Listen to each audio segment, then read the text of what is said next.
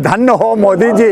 कभी कहते हो भैंस ले जाएगा, कभी कहते हो मंगल सूत्र ले जाएगा, कभी कहते हो कुछ ले जाएगा, अब कह रहे हो बेटियों को ले जाएगा। तो आपका केंद्र सरकार है, सिक्योरिटी आपका है, तो कहते हैं बेटियों को ले जाएगा। कौन ले जाएगा? तो बंगाली ले जाएगा, रोहिंग्या ले जाएगा। घूसने तुम दे रहे हो और फिर आप ये बातें करते हो। आज भारत के अंदर 40 करोड़ मुसलमान है, कहां कहां बांटोगे, कहां कहां काटोगे, कहां कहां फैलाओगे, कहां कहां दफन करोगे? तो तुम जो ये सब कह रहे हैं, तो ये आपको ये नफरत की बाजार खत्म करना होगा। आपको सबको साथ लेकर करके हमारी सेकुलर देश को, हमारी लोकतंत्र देश को, हमारे संविधान को आप इज्जत और मान देना होगा। यही योगी जी अपनी मनमानी कर करके बुलडोजर चलाते हैं। मनुवादी जो 15% है, बटेंगे तो काटेगा कौन? बहुजन काटेगा। अगर बहुजन बटेंगे तो काटेगा कौन?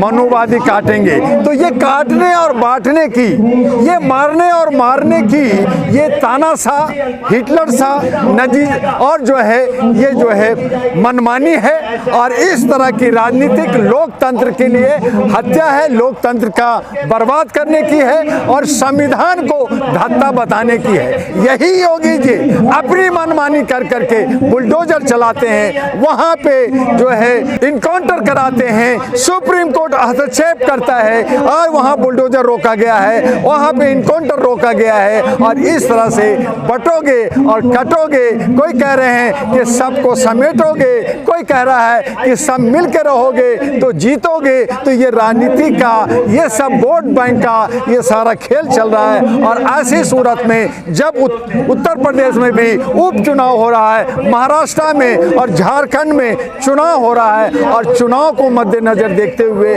आप इस तरह की बात करते हैं, तो मुख्य मुद्दा से जनता को भटका रहे हैं, नौजवानों को भटका रहे हैं, महिलाओं को भटका रहे हैं, और ये उचित नहीं है। इसलिए जरूरी आन पड़ी है कि आपके ही वक्तव्य से आज बहुजन एका बन गया है। और अब 85% जो बट गए थे, अगर वो एक हो गए तो फिर कटेगा कौन? ये फैसला योगी जी को और मोदी जी को करना होगा। सही तो कह रहे हैं, एक रहोगे तो नेक रहोगे। पहले तो आ गए जो है हिंसात्मक रूप में आ गए कि बटोगे तो कटोगे।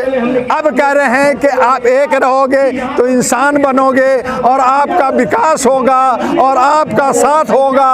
तो ये जो सबका साथ, सबका विकास, लड़कियों को लाएंगे, पढ़ाएंगे, फिर पटाएंगे, फिर राज्य करेंगे। तो इस तरह की जुमलाबाजी से राज्य जो चला रहे हैं, ये उचित नहीं है और इसके लिए विरोध होना जरूरी है। इसके लिए अब नौजवानों को आगे आना होगा ताकि लोकतंत्र को बचाया जा सके। क्योंकि भारत के अंदर 65 करोड़ युवा युवती हैं, पढ़े लिखे लोग हैं। ये जो 10-12 कॉर्पोरेट पार्टियां हैं, ये जो मनमानी कर रही है, ये जो अपने तरीके से तानाशाही और हिटलरगिरी कर रही है, इसका विरोध इस जो है ऐतिहासिक जगह पे जंतर मंतर पे आए दिन धरना प्रदर्शन होता है। सब लोग मांग लेके आते हैं, लेकिन सरकार जो है कान पे कोटन डाल करके, आंख बंद कर करके चल रही है। और एक तरफ जो है अब जो है न्याय की मूर्ति को आंख खोल दिया गया है, वहां से पट्टी हटा दी गई ताकि देवी सबको देख सके कौन अपराधी है कौन नहीं है। हाँ हाँ बिल्कुल, हटा दिया जाए। तलवार था हटा दिया गया,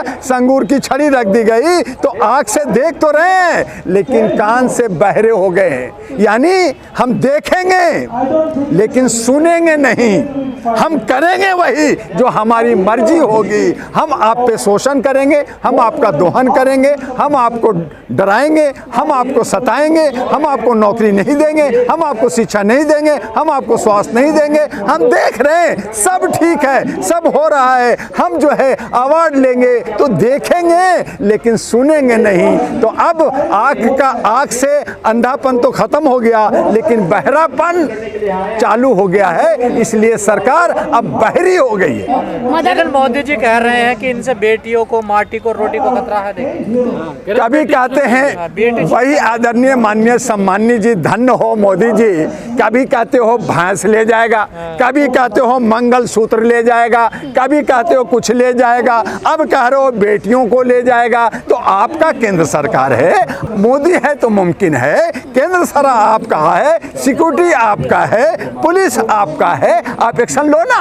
क्यों नहीं ले रहे? क्यों नहीं रोहिंग्या बंगालियों को बाहर कर रहे हैं? आपको प्यार आता है जब बांग्लादेश में होता है तो शेख हसीना को आप बिरयानी खिलाते हो, दिल्ली के अंदर रखते हो, और आप फिर कहते हो कि झारखंड में चुनाव हो रहा है तो झारखंड सरकार में हमारी सत्ता हो तो कहते हैं बेटियों को ले जाएगा। कौन ले जाएगा? तो बंगाली ले जाएगा, रोहिंग्या ले जाएगा। घूसने तुम दे रहे हो और फिर आप ये बातें करते हो, तो ये विरोधाभास है और ये जो है संवैधानिक नहीं है, ये संवैधानिक भाषा नहीं है। और खास करके जो संवैधानिक शब्दों पदों पे बैठे हैं, खास करके प्रधानमंत्री और गृह मंत्री, उनको नहीं बोलना चाहिए। उनके ही मंत्री जिनको बाबा साहब फाल्के अवार्ड मिला, मिथुन चक्रवर्ती का एक मीटिंग में कैबिनेट गृह मंत्री बैठे हैं, हंस रहे हैं और कह रहे हैं कि मैं 70 को काट दूंगा, उसको जमीन में डाल दूंगा, वहां पहुंचा दूंगा और बदला लूंगा। ये किस तरह की भाषा की बात कर रहे हैं? किसको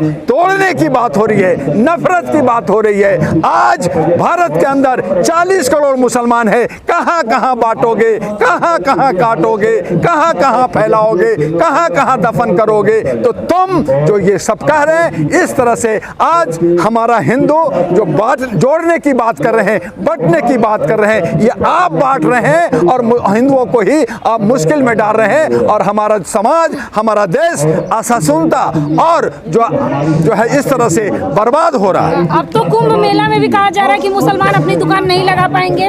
मैंने कहा ये मानवाधिकार का, मैं पुरोधा और मानवाधिकार का रिफॉर्मर हूं। मैंने कहा कि जब आप जो है कुंभ मेला में जो व्यापार करता है वो हर समुदाय के लोग होते हैं, उसमें डोम चमार, मुसलमान, हिंदू, सिख सभी होते हैं। आप व्यापारियों को बांट करके आप कुंभ में कहोगे मुसलमान नहीं जाएगा, आप कहेंगे दुकान के अंदर जो है आप जो है तख्ती लगाओ, नाम लगाओ, आप जो है इस तरह से बांट रहे हो। तब मैं 10 दिसंबर को इसी ऐतिहासिक जंतर मंतर पे आ रहा हूं और मैं कह रहा हूं कि जब आप तख्ती की बात कर रहे हो, आप नफरत की बात कर रहे हो, तो हम जो वोट गुप्त मतदान देते हैं वो गुप्त क्यों दें? हम फिर खुल्लम खुल्ला देंगे। हम किसे वोट दे रहे हैं ये हमें पता होना चाहिए, ताकि चोरी ना हो, ताकि आप चोरी ना करो और हम कह सकें कि हमने मोदी को चुना है, हमने ओवैसी को चुना है, हमने केजरीवाल को चुना है, और अगर वो काम नहीं करेगा तो हम उसको सड़कों पे लाके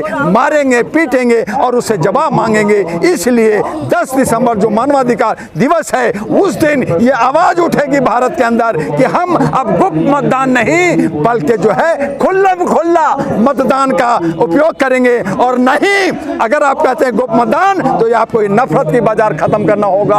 आपको सबको साथ लेकर करके हमारी सेकुलर देश को, हमारी लोकतंत्र देश को, हमारे संविधान को आप इज्जत और मान देना होगा, और नहीं तो हम खुल्लम खुल्ला मत का अधिकार करें। घुसपैठियों का सवाल उठाना गलत है। घुसपैठियों का आप एक तरफ एनआरसी लाते हो, एक तरफ सीए लाते हो, दूसरी तरफ आप जो है जब चुनाव होता है तो चुनाव से पहले आप दंगा फसाद नफरत करते हो, फिर कहते हो आपकी बेटी ले जाएगा, भैंस ले जाएगा, आपका मंगलसूत्र ले जाएगा। तो इस तरह का क्या आप कहना चाहते हैं? क्या संदेश देना चाहते हैं? देश का प्रधानमंत्री हर एक नागरिक का 141 करोड़ का वो देश का संवैधानिक पद पे बैठा होता है, उसको सबके साथ समानता जो हमारे संविधान का आर्टिकल 14 कहता है उस पे बात करनी चाहिए। लेकिन अगर वो नफरत और एक जात और एक को जो है वॉशिंग मशीन में धोएंगे, एक को आप जो है मारेंगे और पीटेंगे और एफआईआर करेंगे, तो ये उचित नहीं है और ये संवैधानिक पद का